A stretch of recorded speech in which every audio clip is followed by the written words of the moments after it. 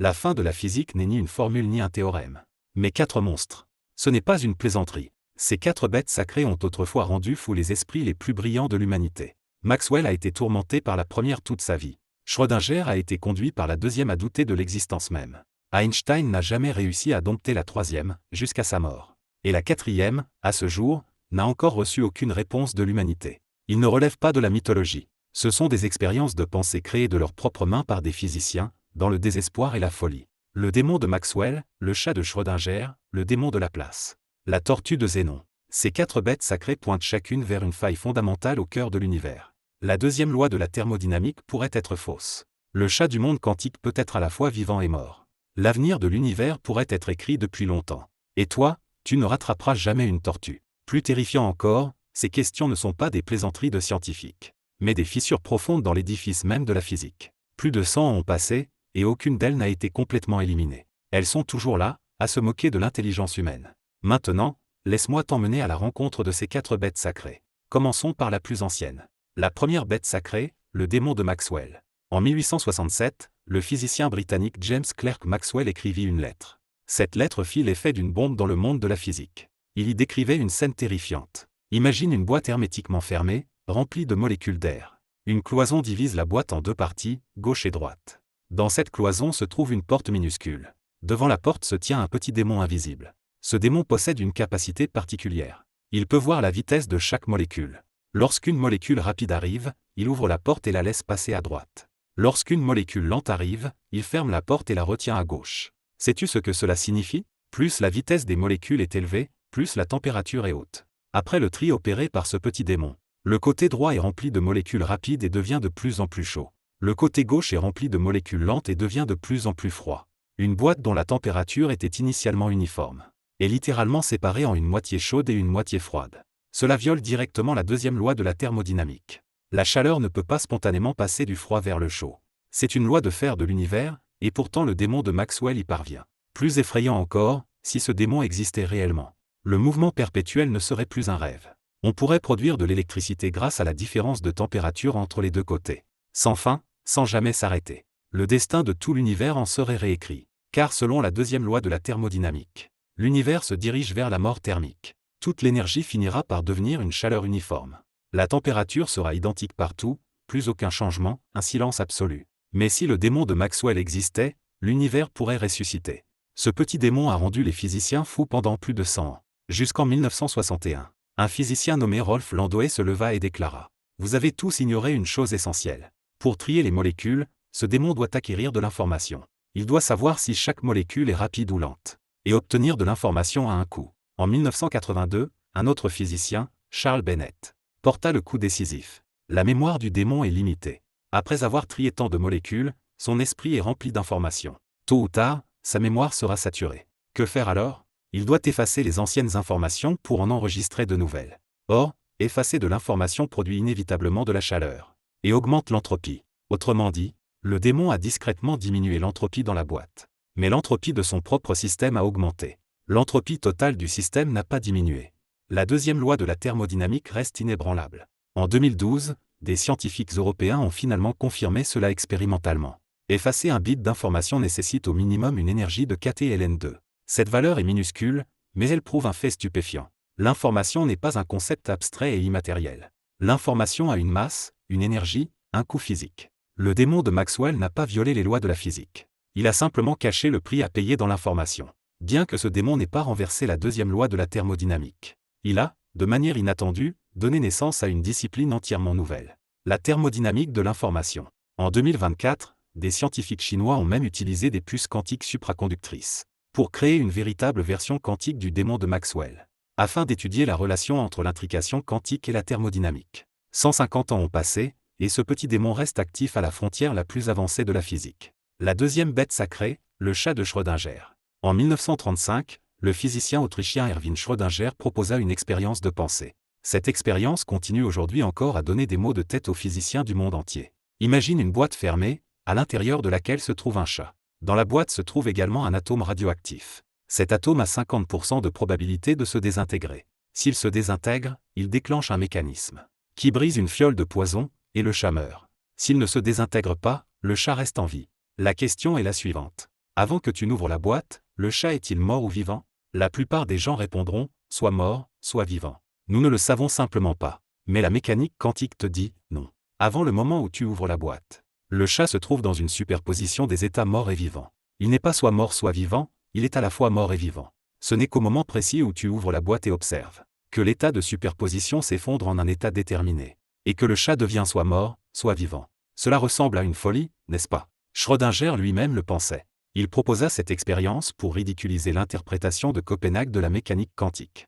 Il voulait dire, regardez comme votre théorie est absurde. Comment un chat pourrait-il être à la fois mort et vivant? Einstein se rangeait aussi du côté de Schrödinger. Il a dit un jour une phrase célèbre. Lorsque nous n'observons pas la Lune cesse-t-elle d'exister?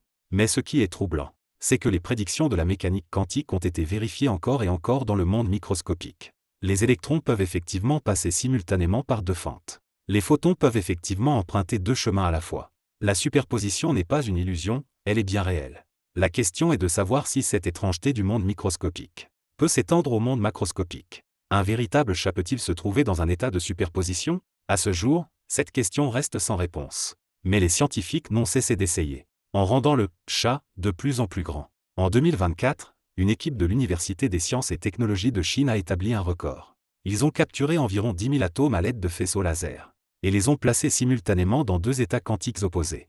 Cette superposition a duré 23 minutes entières. Auparavant, les états de superposition ne pouvaient être maintenus que quelques secondes. Cela montre que les états quantiques peuvent exister bien plus longtemps que nous ne l'imaginions. En 2025, des scientifiques autrichiens et espagnols ont découvert que la formation d'états de superposition quantique ne nécessite pas forcément de refroidir un système jusqu'à une température proche du zéro absolu. Même dans des environnements relativement chauds, on peut observer des superpositions. Qu'est-ce que cela signifie? Cela signifie que la frontière entre le monde quantique et le monde classique que nous connaissons est peut-être bien plus floue que nous ne le pensions.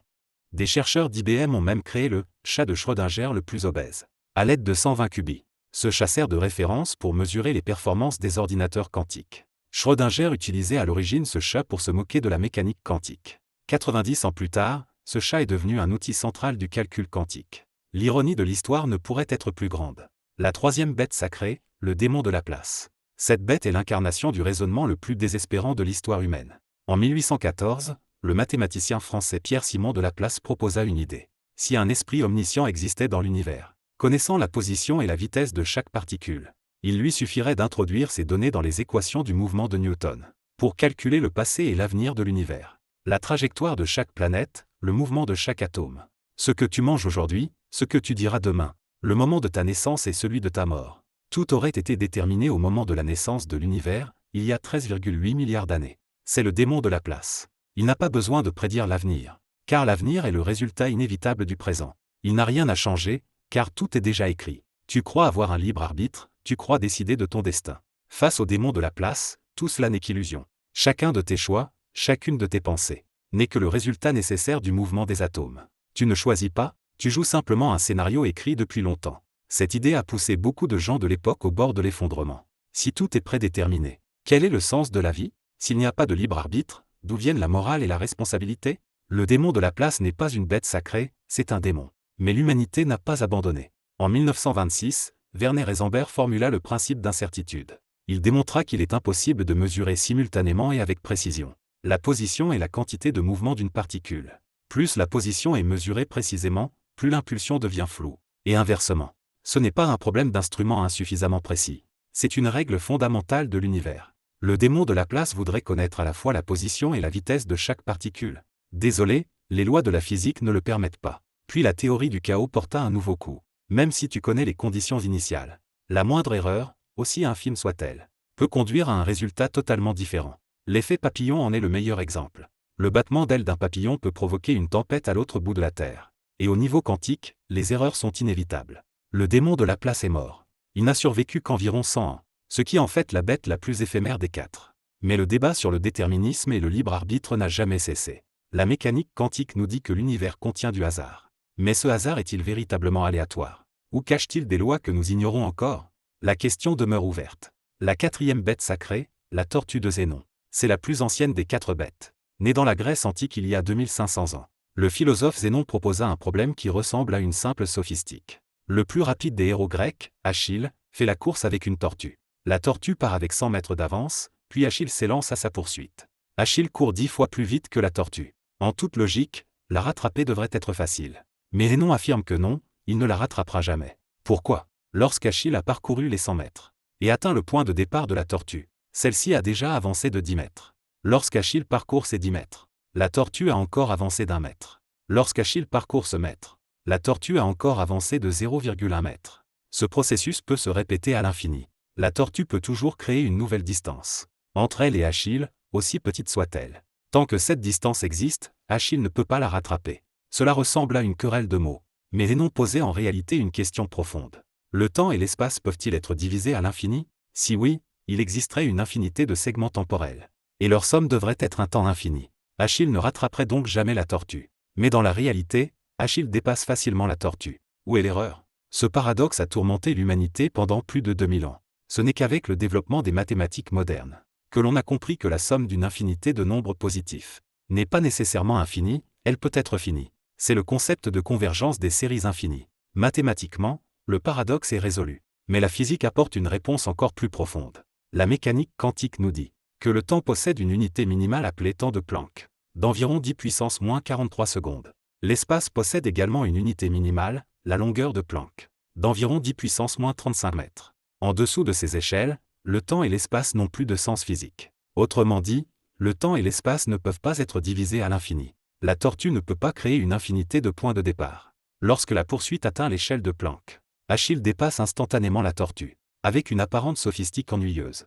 La tortue de Zénon a forcé l'humanité à réfléchir à la nature du temps et de l'espace. Il nous a fallu 2500 ans pour apporter une réponse approximative. Mais cette réponse soulève de nouvelles questions. Que signifie réellement le temps et la longueur de Planck? L'espace-temps est-il continu ou discret? L'univers dans lequel nous vivons ressemble-t-il à un écran d'ordinateur, composé d'innombrables pixels? 4 bêtes sacrées. 4 questions. Le démon de Maxwell demande quel est le lien entre l'information et l'énergie. Le chat de Schrödinger demande comment l'observation détermine la réalité. Le démon de Laplace demande si l'univers possède un libre arbitre. La tortue de Zénon demande quelle est la nature du temps et de l'espace. Plus de 100 ans ont passé. Le démon de Laplace a été tué par la mécanique quantique. Le démon de Maxwell a été dompté par la théorie de l'information. La tortue de Zénon a été piégée par l'échelle de Planck. Seul le chat de Schrödinger reste encore bondissant, à la fois mort et vivant, se moquant de chaque être humain qui tente de le comprendre. Mais la signification de ces bêtes n'a jamais été d'être tuées. Leur véritable sens réside dans le fait que chaque tentative de les dompter a repoussé les limites de la connaissance humaine. Le démon de Maxwell a donné naissance à la thermodynamique de l'information. Le chat de Schrödinger a propulsé le calcul quantique. Le démon de Laplace a déclenché la théorie du chaos. La tortue de Zénon a inspiré la quantification de l'espace-temps.